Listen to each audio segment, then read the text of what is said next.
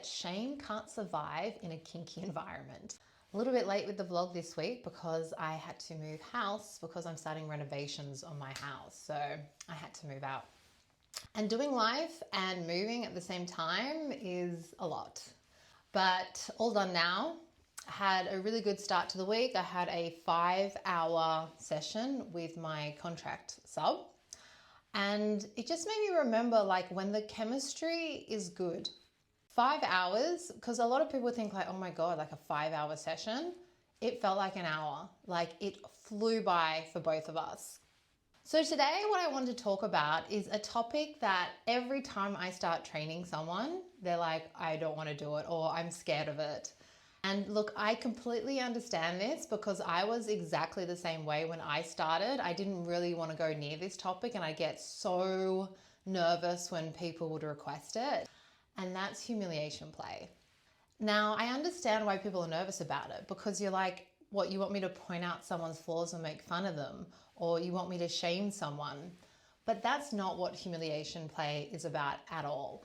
So what's important to understand is when someone asks you for humiliation play, they are not asking for your honest critique of their flaws. What they're actually chasing is the body response that we get from humiliation. That like flush in the face, that stomach drop, that, fear of being really seen. That's what they're chasing. They're not actually chasing for you to sit there and be like, well, I think this is wrong with you and this and this and this. That's not what it's about. The reaction we get with humiliation is actually involuntary in our bodies. And this is the charge that they're actually chasing.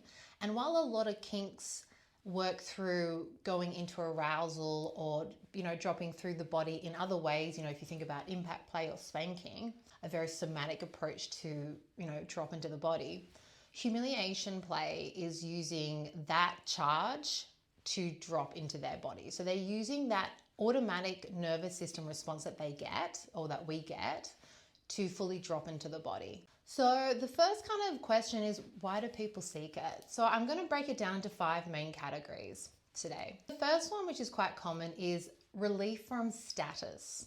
This one is asked from me mainly from people who are extremely competent, people who are often in charge all week, people who have to make a lot of decisions.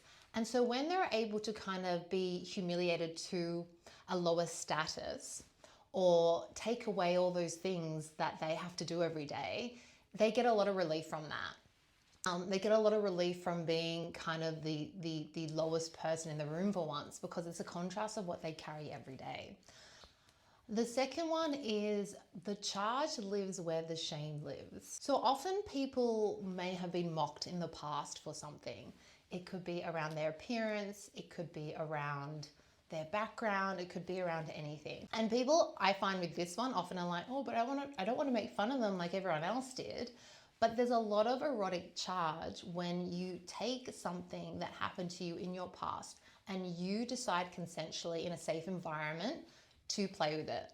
And it's the charge that people get from it, that's what they're seeking. Mortification and arousal, are very similar in the body. So when you're kind of bringing up that humiliation from the past, it could be a massive turn on for the body. Another thing is you're reclaiming it. You're reclaiming your story. So it can also be a really empowering, healing type of play as well, which is why I really love it. Number 3 is being seen at your worst and not rejected. I play with this one a lot in my sessions. It's one of my favorite ways to play with humiliation. The point is that someone comes to you in their worst or most embarrassing state that they could be in, and you don't leave. Do you know how powerful and beautiful that is for someone? Because there's not many spaces in this world where someone would say, you're still there, you're still holding them. This person has exposed themselves to you in probably the most vulnerable way possible, and you didn't go anywhere. It's extremely healing. Aftercare is very critical for this one. I mean, it's critical for all forms of humiliation play, but especially this one. Number 4 is transgression. Sometimes it's just fun to play with taboo. A lot of kink and BDSM, the thrill comes from playing with things that we're not meant to. And the adrenaline rush we get from that is just delicious. Not everything with humiliation play needs to be profound and deep. Sometimes we just want to do something that's naughty. Number 5 is ego release. Often the thing standing between someone and surrender is their ego. So often humiliation play can be a really easy route for them to access surrender. Humiliation play can really dismantle the ego quite quickly. And then what's on the other side of that is a really deep, relaxing presence.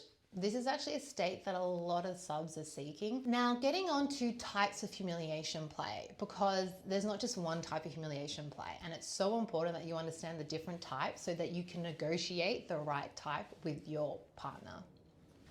The first one is verbal. This is using words, this is mocking, this is doing comparisons, this is being condescending. We're verbally using our words to humiliate someone.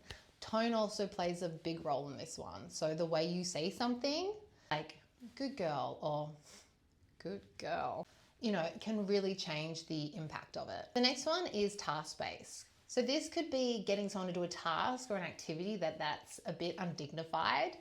I want you to crawl around the floor looking at clean, or, hold some sort of ridiculous position, or get them to do a task and then grade them terribly on it. So the humiliation comes from the actual doing. The next one is exposure. This is being looked at, being inspected. I love doing mirror work with this one, getting someone to stand in a mirror and assessing them. It can actually be a really confronting activity for most people. The next one is objectification. From the sounds of this, either being made into something non-human, like an object, a piece of furniture. We're really taking away the humanized element of it, which has its own psychology in itself. This one's enormously effective and is really good because it doesn't require cruelty. Next, we have erotic humiliation, which is the arousal itself becoming the humiliating factor. So them kind of getting turned on by something. Maybe they said they weren't, but they're getting turned on, or we're making fun of what they're being turned on by, and making that the point of the humiliation. Next one is clothing and presentation play. Whenever you're going after someone's person, how they're physically put together, their body, how they're dressed, appearance, all those types of things, it's very individualized. With all these, you've got to negotiate very finely, but this one in particular. But obviously, we're mocking the way the person's presenting themselves. Lastly, we have public or semi-public humiliation play. This is something I actually do myself. Often I will go out with a client dressed up as something. You've got to be careful. There's got to be a lot of consent around this, a lot of boundaries put in place, and obviously it can't be so inappropriate that's going to offend people outside. But that's where you're kind of taking them into a situation in a way that they're going to become extremely embarrassed being around other people. A really important part of this that I want to leave everyone with is it is so important to negotiate humiliation play. It's important to negotiate no matter what scene you're doing, but even more so when it comes to humiliation. When someone comes to me and says I want to be humiliated, and don't get me wrong, that happens a lot. I don't go, cool, great, let's jump into scene. That's the start of a very detailed conversation. That's the start of me asking them questions. Is it going to be personal? Is it acts? What sensation are you actually chasing and why? Is this for healing? Is this reclamation? Is this the dissolve of ego? And they might not be able to answer those questions directly, but I can ask questions that I can get the answers from it and understand their psychology around it. So it's really important that when someone says, I want to be humiliated, you go through the different types of humiliation if they don't know which one, and get really detailed consent, especially when you're using things about them. I get consent on the actual words. People might not like the word bad, but they like the word naughty. It can get very nuanced. So it's so important that you have a very thorough negotiation around humiliation play. And look, sometimes humiliation play goes wrong, as in any scene with any activity. But that's why we have ways to recover. That's why we have safe signs and signals and words. And that's why we also have aftercare and debriefing. So just as with any kind of scene that you're doing or any type of play that you're doing, again, those are critical when you're playing with humiliation. The thing that actually turned my fear into fascination with humiliation play is I realized that shame can't survive in a kinky environment. Because when you take something that someone hides in their life or have hidden in their life for a long time and bring it into the light, it completely loses its power over that person. And so it's so important that we understand the benefits of humiliation play instead of being too scared to look at it. I hope everyone is having a great week, and as always, stay kinky.